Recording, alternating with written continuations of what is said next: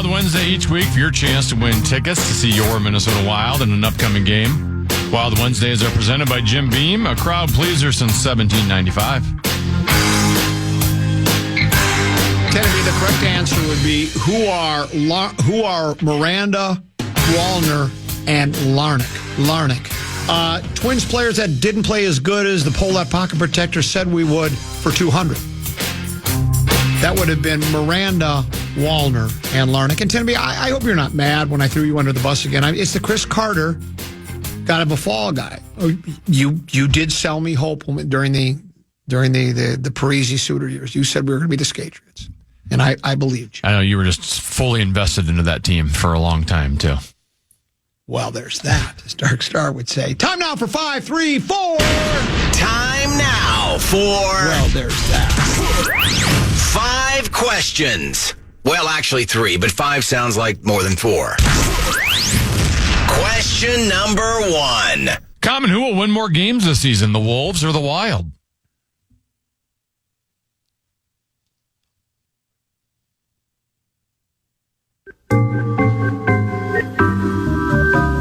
My knee-jerk was to immediately say the Wolves because I was not sold hope with the Wild this year, but they're off to a terrific. And you're blaming me for that? No. Okay. I'm just saying. Well, I could say, why didn't you tell me they were going to be so good? Here I am doubting them, not paying attention to them, and they're really, really good, or have been really, really good at this point. This is going to sound. This is a really stupid question, but I'm really good at stupid questions. Isn't it harder to have more wins in hockey just because you got what we talked about yesterday? Parity? Yeah, well, no, because you got wins and ties and draws and shootouts and all. That doesn't affect how many wins you get. Okay. God,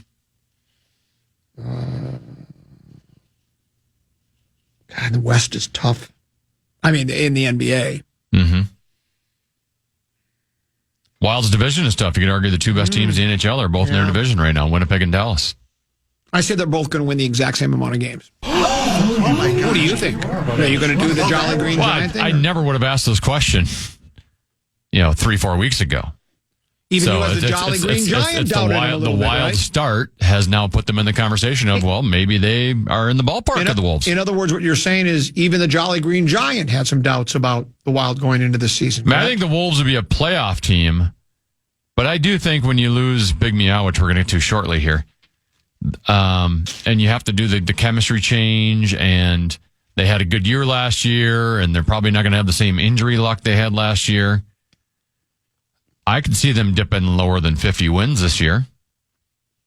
So, if you say that, then, the Wild got a shot to take them down. I wanted to ask you about this chemistry thing and the gelling stuff, right? Because we're hearing that, when we talked about why aren't these two rookies getting any playing time? Why doesn't Garza play? Why doesn't Minot play? Why don't some of these, it just seems like the rotation for Finch, head coach of the Wolves, has been sort of like it was every year he's been here. He plays 8-9 guys, and that's really about it. And some text messengers were responding with, well, part of it's you got to let these new guys, DiVincenzo and Julius Randle, they got to start gelling together, right? Well, how long is the gelling process going to take? I'm wondering how often that will be used. Wolves were much better in year 2 of Rudy Gobert than they were in year 1. All right. But how long in other words, is that going, I guess what I'm saying is this is the tough love covenant. How long is that going to be offered up as an excuse for not playing guys, or if we're struggling early? Well, I know that we're 12 and 18, but the guys are still trying to get a feel for what, well, how long is that going to take? Can we put it we probably can't put it in exact. I don't buy it. I don't buy this gelling. I think it takes more than a game. It's dribbling, it's passing, it's playing trying to play defense, shooting, and again, I know there is some adjustment to it, but I watched enough AAU basketball and travel team to know that all of a sudden the kids come from travel, they go to an AAU team they've never played with these guys and they play seamlessly. I don't buy it. I think the gelling thing is going to be a convenient excuse that's going to be used by Glenn's Greenback Guardians as time goes on, but we'll see. So I don't know. I got off track there. This idea that, because I just know that's going to be used a lot. Oh, they're still learning each other. Still going to, well, how long are we supposed to allow that before we go? And we'll see. Maybe they'll gel right away, or maybe they'll never have a. I would say you give them a month or two. A month or two. But yeah, it should not be a full season-long thing. Okay. We'll keep that in mind. Question number 2. They're no longer one of us, but they're looking fabulous.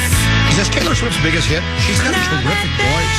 Away from us, excelling in their new home. Yeah, Karl Anthony Towns had 44 points, What? 13 rebounds as the New York Knicks rallied to beat the Heat 116-107 last night in Miami. Towns was 17 of 25 from the field, 4 for 5 from 3. Common, will the Wolves regret trading the Big Meow? Well, I didn't even see that. I was so ensconced in the World Series game last. Actually, I was dozing in and out. I could have done the tweet. We didn't need him. You know, the big ticket. We didn't need him. It started with big ticket. In case you didn't know, he's the one that started. We didn't need him. I could have tweeted that out. We didn't need him. Who did they play? The Heat. I don't know if Jimmy Buckets is playing or not, but Yeah. I don't know if we'll come to regret it. I guess we got to give it a couple of months to see how the new guys gel. I guess that's where we're not going to know at least for a couple of months. I always love that one. Ant lives where? rent-free in your head. Big Meow used to live rent-free in my head. Then he moved out. He couldn't pay the rent anymore because, well, it was free, but I wanted to charge him. Ant, or a Big Meow, there were stretches within individual games, individual weeks, seasons, where he was as good as anybody. He was a really talented kid. And, defense was always kind of that one, the Achilles heel for Towns. And there were times where he doesn't play. He had stretches where he struggled, and you wondered why they hadn't traded him. Even last year, there were those of us, even myself, I said, maybe it's time to part ways with him. So I don't know. Again, we see that basketball, I think, is just part and parcel with the game. Guys can get on stretches or get matchups where they're brilliant, where they dominate. I don't know. Is he going to have 44 points every night, every other night? Is this going to be a regular recurrence? How many boards did you say he had? 16? Is that the number? He had 13 rebounds. So 44 points. 44, 13, 5 or 6 from 3-point. Is that going to be an everyday occurrence, every game occurrence? I doubt it. But if he has more of those than not or closer to that, then yeah, we might miss him. But again, it depends how DiVincenzo, specifically more than anything, Randall, because Randall's kind of, this guy, I guess there's two guys replacing him because DiVincenzo, they're kind of hoping makes up for the law because, Big Meow is the best, just ask him. He's the best big 3-point shooting big man in the history of the game. So he was supposed to pick up some of that slack, and Randall would do some of the other things that Towns did well. So I don't know, but we certainly regret it. That's a hell of a performance by Big Meow. Let's do a quick one. All right. Question number 3. The year of the cat. The Green Bay Packers host the Detroit Lions Sunday at Lambeau in an NFC North Division collision. Both quarterbacks banged up a little bit, but Jordan Love was seen practicing today after suffering that groin injury against Jacksonville. Jared Goff also back at practice. He sat yesterday with an ankle injury. Common, who will win between the Lions and the Packers? And will the winner be your NFC North champion this season? Well, the NFC North champion resides in downtown Minneapolis. And let's not give up on him yet. Just ask Paul Allen. As a matter of fact, what was really the reason I have so much faith? Because Barney the Purple Dinosaur said, he thought this team was a Super Bowl contender, and he doesn't feel that way all the time. Not very often, no. Not very often. So if PA feels that way, I certainly see why I can't. Let me just say this. If the Packers are hunting for the Lions, they won't have to look far. They'll be on the other sideline at Curly. Lions are going to win the game. Green Bay is not going to know what hit them. They've not played a team. They just struggled with Jacksonville. A team that's in a fire sale now, trading their left tackle. Not only will Green Bay not score, not only will they not cross the 50-yard line, I don't think they'll pick up a first down in the game. Lions win big. The Lions are roaring in Green Bay. Absolutely. And that's it for today's edition of 5 Questions. Well, actually, 3 questions, but 5 sounds like more than 4. We're a big fan of 5, 3, 4, even a bigger fan of trying to put cash in your pocket. Tend to be what you got. The Fan and 2 men in a junk truck want to give you a shot to put $1,000 in your hand with our national cash contest. Enter the keyword bank at KFAN.com now for your shot at winning. That keyword is bank. Enter it now at KFAN.com.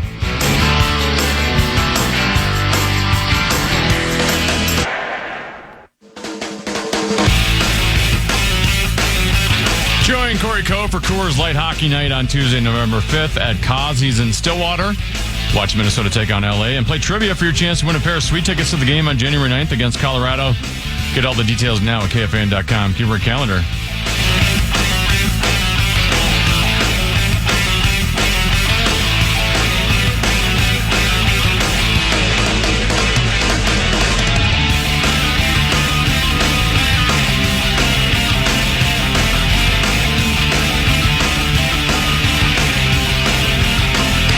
Couple 13-14 passed here on the Common Man program. You know what they call the Big Meow in New York, tend to be, I'm told? They're calling him Bodega Cat. Bodega Cat? Google it, IHOP it. Tell me what the definition of bodega is. How do you spell bodega? Bodega.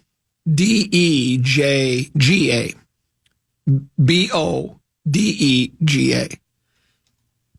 I think that's the way you pronounce it. Maybe do the pronunciation too. This is our segment called You Learn Something New Every Day. Bodega.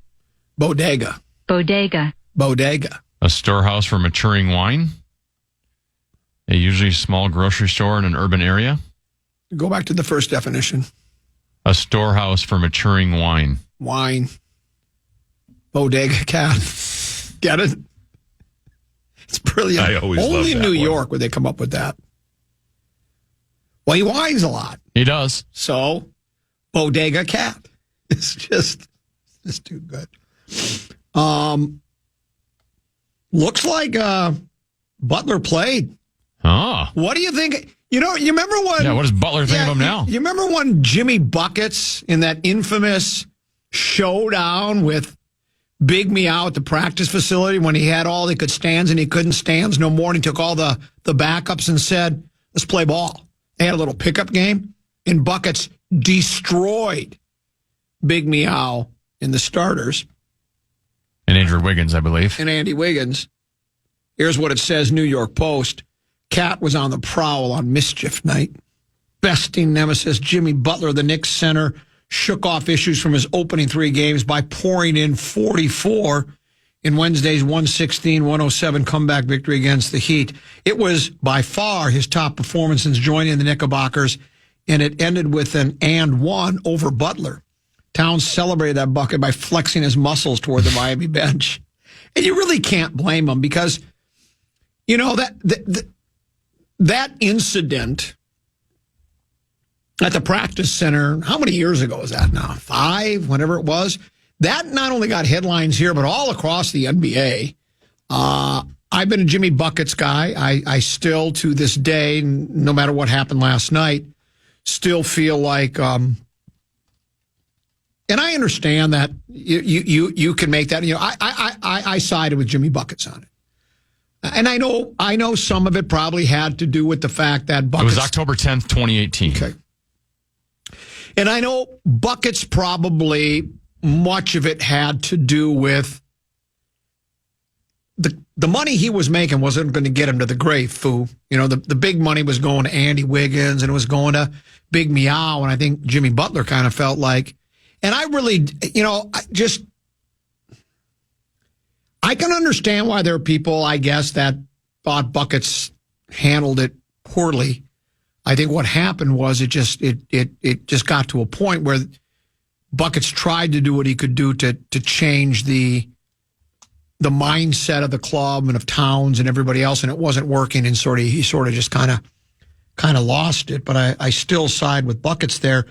But you know, the way it was reported, it was almost like, you know, Big Meow got taken out behind the woodshed for a spanking, right?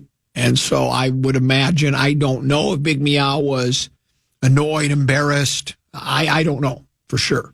But I do know this. I think last night probably felt really good for him, especially with Buckets, right? I mean, 44 points and 13 boards and 5 for 6 from three-point range would be a wonderful night and something you'd be very satisfied with and happy about regardless of who you were playing. But when you're up against Jimmy Buckets and you do an and one over him, I can understand why it was a big night for him. Towns said, I just wanted to win. I wasn't even thinking, honestly. I just didn't realize the time either. I was just trying to make the winning play. So you get to those last minutes and you kind of get lost in the game. And I definitely did. So he's saying, and I have no reason not to believe him, that he wasn't thinking, oh, here's my chance. It's Jimmy Buckets. I'll show him. Let's go back 6 years. Because that was October 18th, did you say? 2018? Yep. About 6 years ago. 17 for 25. God, that's a hell of a shooting percentage. Especially when you add the 5 out of 6 from 3. He dropped 14 in the fourth quarter with 5 boards. Butler, who tormented Towns during and immediately after their time together as teammates in Minnesota, managed just 15 points in 37 minutes. What do you think of Jimmy Butler now, Tennessee? Still love Jimmy Bucket? Oh, wait, that was me. Oh, I think you like Buckets, too. I like him a lot, yeah. Yeah, and I still do. I don't blame him for his exit here. Yeah. You and I think we're in the minority on that. Everyone wanted, because they don't want to feel like there's anything wrong with their team. Yeah, everything's perfect. It's got to be one person. Now, it can't be the culture of the entire team. That's right. I think we're on the same wavelength there. Jalen Brunson said, I think we did a good job of just feeding the hot hand. He was hot, and we were just playing through him. He was making the right reads, and when they doubled, he either got fouled or he made the right play. We trust him. And you know, when the trade was announced, remember, was it just 2 or 3 days before the regular season was to start? Wasn't it before the regular season was to start, or was it before camp commenced? Regardless, I think if I'm not mistaken, it was just before the season was about to begin. And, you know, I think it caught everybody off guard. I don't think anybody saw it coming. I don't think any of even the beat writers that follow the Wolves on a daily basis and you have inside information, I don't think anybody saw that coming. You know, we speculate who was going to get the better part of that deal, right? And I think Tennessee, everyone agrees, it really probably had more to do with finances than what each of the, you know, there was actually 4 players involved in some draft picks, but it was a 3-for-1. Of course, the third player we received, he was released, right? Depot. Yeah, right? Bates Diop. Yeah, Diop is out. But so basically it's a 2-for-1. And there was like, well, who got the better part of the deal? And you could make an argument for either one, right? I mean, because I think part of the thing that surprised at least me and maybe others was, and maybe I just am misremembering, but I never thought Tibbs was a big Meow guy anyway. And then all of a sudden, because he liked defense, and until last year, Big Meow didn't play defense. So maybe that was it. Maybe he had a change of heart. But it's obviously Tibbs. And look, this isn't to suggest Tibbs has all the answers. Remember when Tibbs came here? The people I trust and all the experts thought, well, this is the greatest thing that's ever happened to the Minnesota Timberwolves. Now we've got somebody that really understands basketball. This is a guy because Tibbs had done a pretty nice job in Chicago, right? I mean, he was considered a very good coach. And I think he was also considered, because didn't he have both? He was GM here too, or president of basketball operations, or whatever it was. So I think there were people that thought, well, this is, and I don't remember exactly the records and the ebbs and flows under Tibbs, but it never worked out. I do know that. Didn't we get into the playoffs and faced Houston and got bumped in the first round? We won one game of the 5, I think. I think that was the only time, and I could be wrong. It might not have been Tibbs, but that's what stuck in my brain. But that's good for Big Meow. It's good for New York, and Julius Randle has had at least one really good game, and a couple, I think. And DiVincenzo's played pretty well. They always say this. You know what the best trades are? The ones that are good for both clubs. As a fan of a certain team, I don't care if the other team. I just want to make sure my team got the best of the transaction. And whether you asked it earlier in 5-3-4, after you broke the news to me, anyways, of how well Cat played. Will we come to regret it? I don't know. I think it's still too early to tell. But good for Bodega Cat. Is it time for Wild Today, Tanner? It is. This is Wild Today. It's brought to you by Jim Beam, the official bourbon of the Minnesota Wild. The Wild have a couple days off after finishing their road trip with a 5-1-1 record on the season. Wild, they're 6-1-2. That's tied for second best in the league in points percentage. Here's the head coach, John Hines, on their start.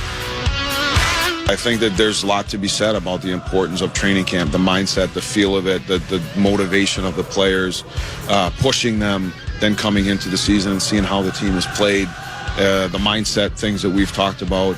They've been very consistent. So I think that's one of the things when you go into Winnipeg and you play with that type of a game and you have a couple injuries, that was an opportunity for us to be able to rise to the occasion. And we all said coming in this was going to be a big road trip for us, and the guys really buckled in, played the right way, and found ways to win games. Good news for the Wild today. Ryan Hartman was back on the ice for their practice this morning. Wild back home. They host the Tampa Bay Lightning tomorrow night at XL Energy Center. That was Wild Today. It was brought to you by Jim Beam, a crowd pleaser since 1795.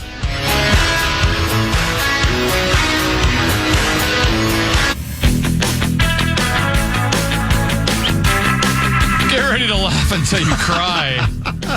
Nick Swartzen, the hilarious star of Reno 911 and Grandma's Boy, is bringing his side-splitting stand-up to the State Theater on January 10th. Don't miss your chance to hear his outrageous stories and unforgettable jokes live. Tickets are on sale now. Get the full details at KFAN.com. Keyword calendar.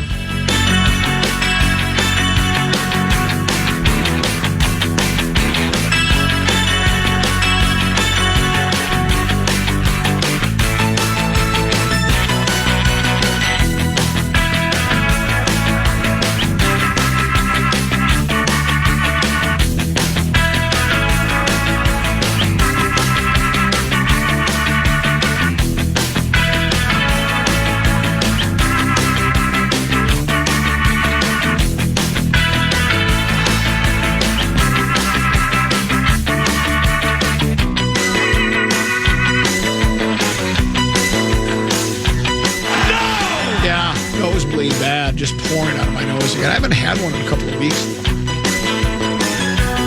There's blood all over in here. Get a hazmat suit. No! If you wouldn't mind. Tenneby, if you were to look in the dictionary and look up the word list radio, how would it be defined? List radio.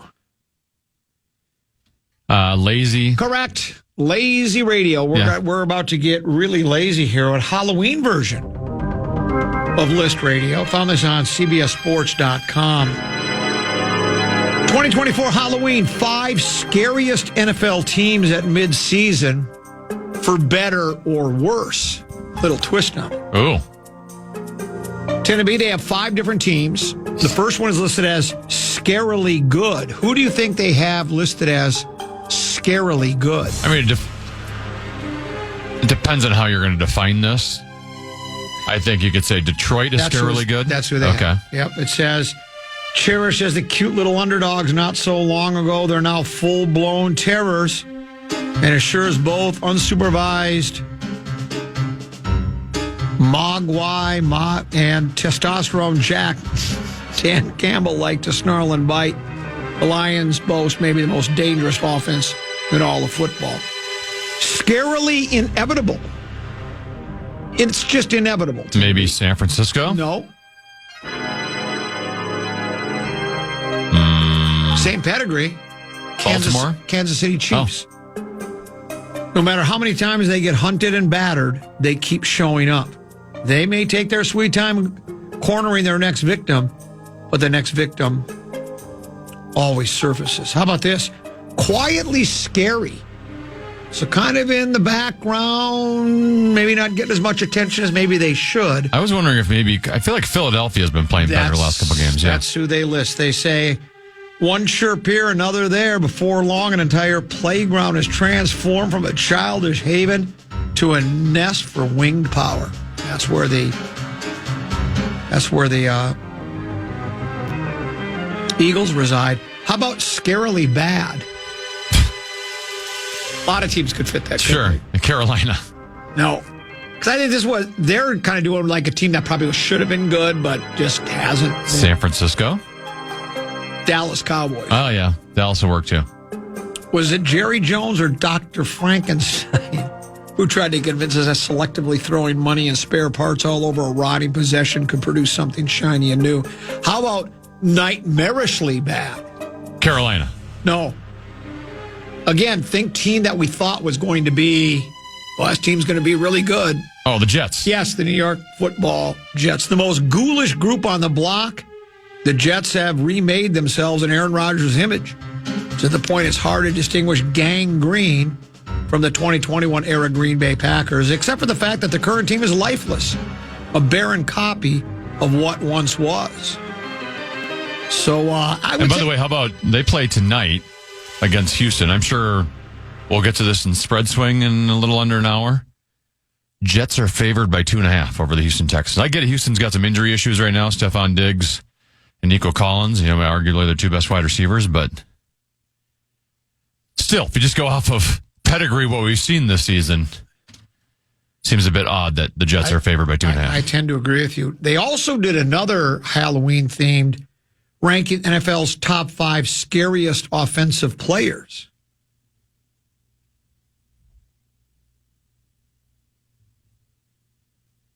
Who do you think they have at number 1? There's ranking the 15 best offensive players. Well, just scariest. However, in a good way. That they scare you when they play. Well, let me give you number 5, for instance. DK Metcalf. Okay. Wide receiver. This was a no-brainer pick. At 6'4", 235 pounds, he's physically imposing player and a constant headache for opposing defensive backs. Has he had a really good year? Is he... I think he's just kind of always, he's a good quality receiver, but not. All right, then I don't like this list at all. But they have it as the most scary person is Derrick Henry of the Ravens. Sure. And I can see that because... That size at that speed. Yeah, it says, along with being a bulldozer, what also makes Henry scary is his ability to rip off a back-breaking run at the end of games. He did exactly that in Week 5 against the Bengals when he sealed Baltimore's come-from-behind win with a 51-yard run down the near sideline. It's pretty astonishing when you see some of his long runs. He's got 50 pounds on all, at minimum on all these defensive backs. Correct. And is still outrunning them. Like, it's one thing to be able to run through a guy, but the fact that he can outrun guys that are way, way less than him is pretty astonishing. Yeah, and especially... It's kind of a unicorn. And playing at the level that he is, because not only is he not a spring chicken, I'm not even sure he's a summer chicken. He's up there. He's up there, and he still plays at a pretty high level. Vikings... it was available in free agency.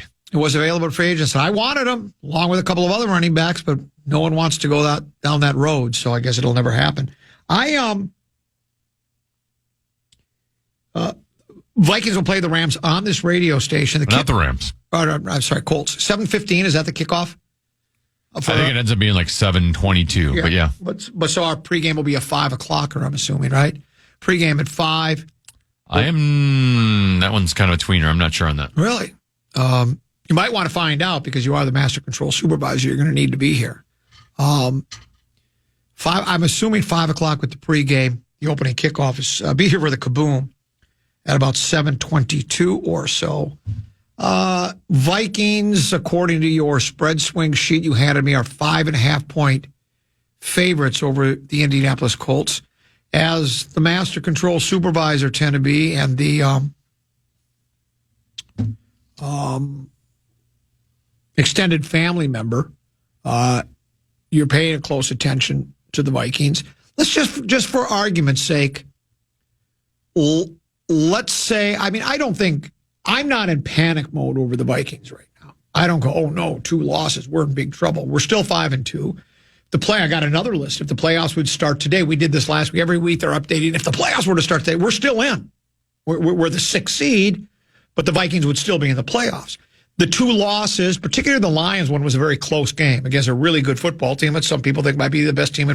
Certainly right now, at least on paper and with the records and how they're playing, they're the best team in the NFC, I think. That can change from week to week, as we know.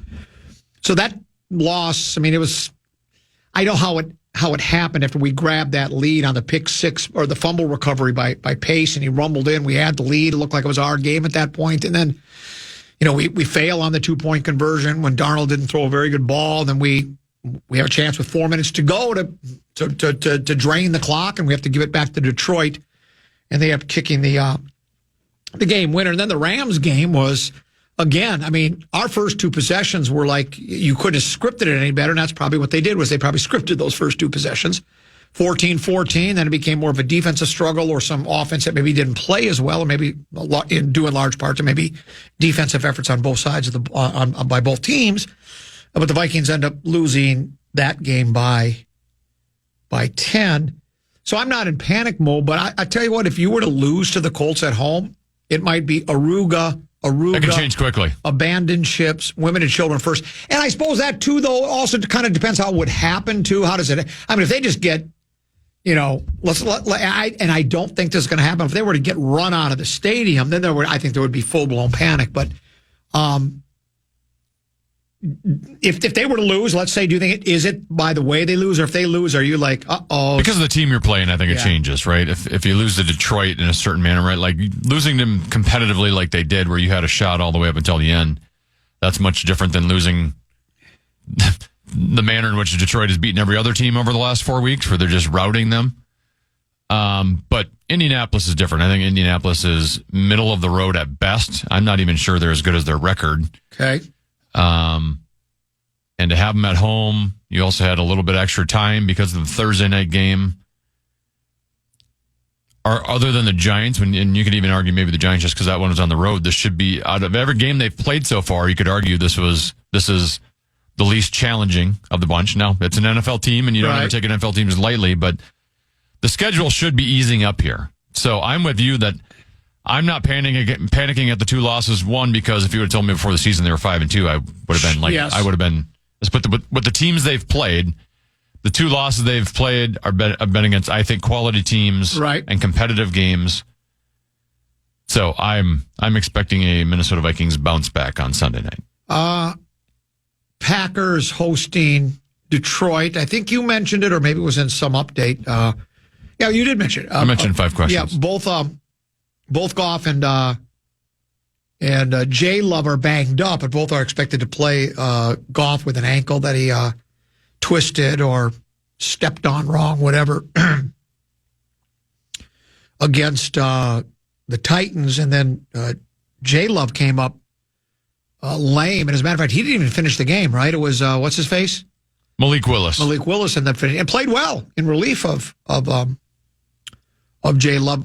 Are we thinking, is that what you said, that we think both guys will play because they both practiced, right? Goff is going to play, I think, for sure. Yeah, I mean, you never know with practices because it just says Love was seen at practice. That doesn't mean he was a full participant, right? Okay. He might have been limited. The first time he got hurt, he was practicing for 2 weeks and didn't play. It's a groin. Groins can be a little dicey. It can come back. I don't know the severity of it. But given how much is at stake, right? You're taking on the team that's arguably the best in the NFC, the team you're competing to win the NFC North title against. We know how important those tiebreakers are going to be at the end of the year. I think it's a all hands on deck kind of a thing for the Green Bay Packers. If he can go, he's going. Do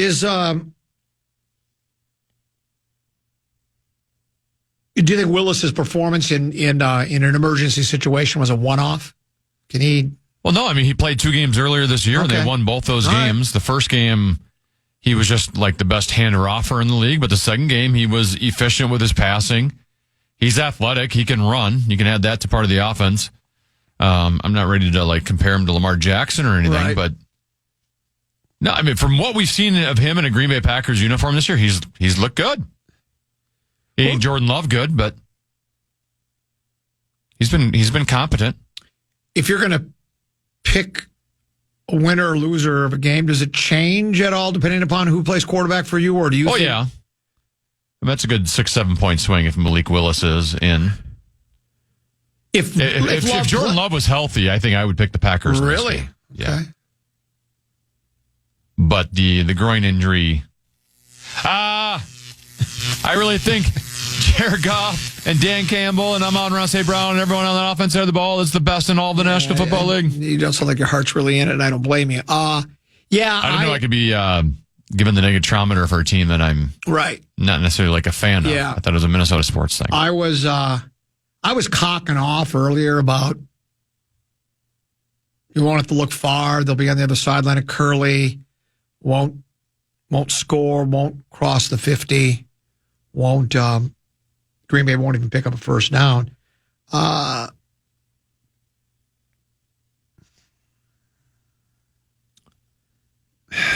Maybe it's the Honolulu blood coursing through my veins. I don't know. I like the Lions' chances. Well, not just like their chances. I think they're going to win. I do, regardless of whichever quarterback plays.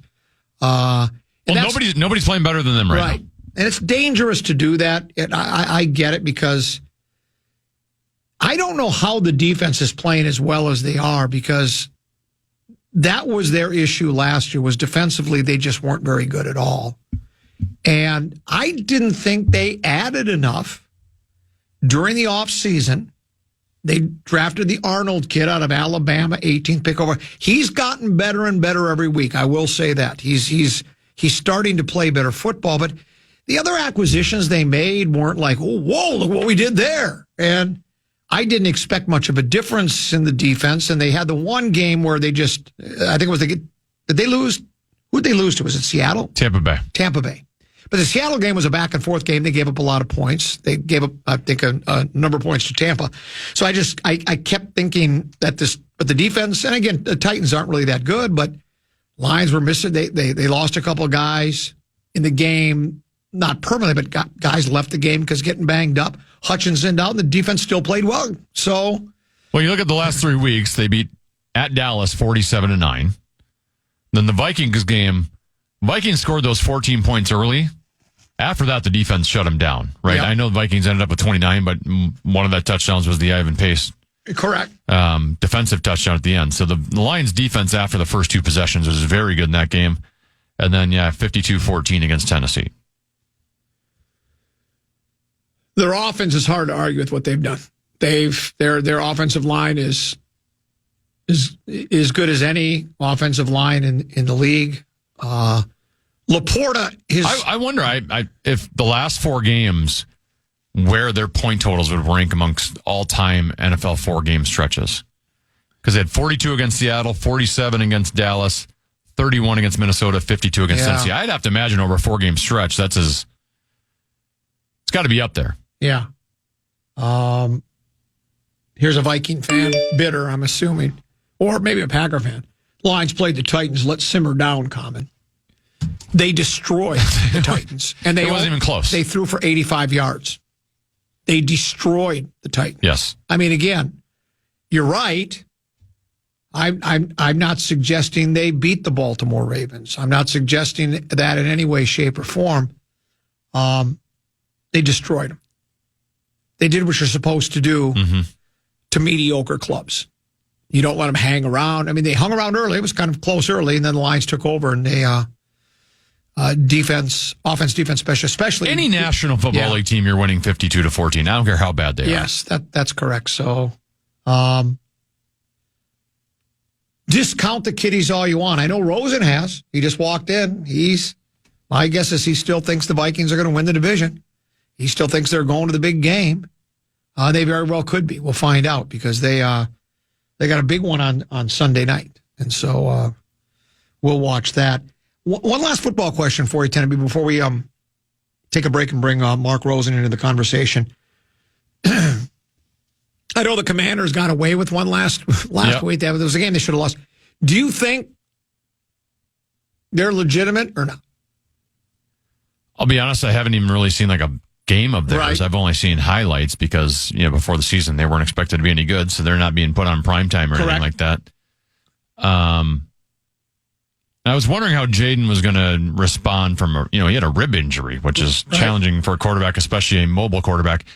That was the knock on him coming out of college, was when he was at LSU, his final season at LSU was as good as anybody's in all of college football.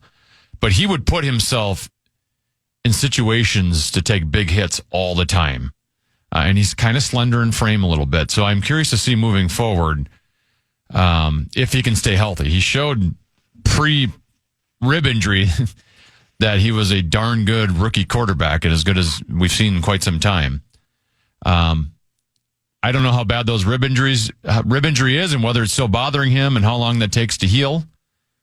But if that's still a factor, I could see Washington coming back to the pack a little bit. But their play calling's been good, their offensive line's been good, and their defense has been good. They got a 95% chance of making the playoffs as we speak, but a lot can change in the last 10 weeks of the National Football League. Let's break a minute or two early, and then we'll welcome the legendary Mark Rosen into the conversation.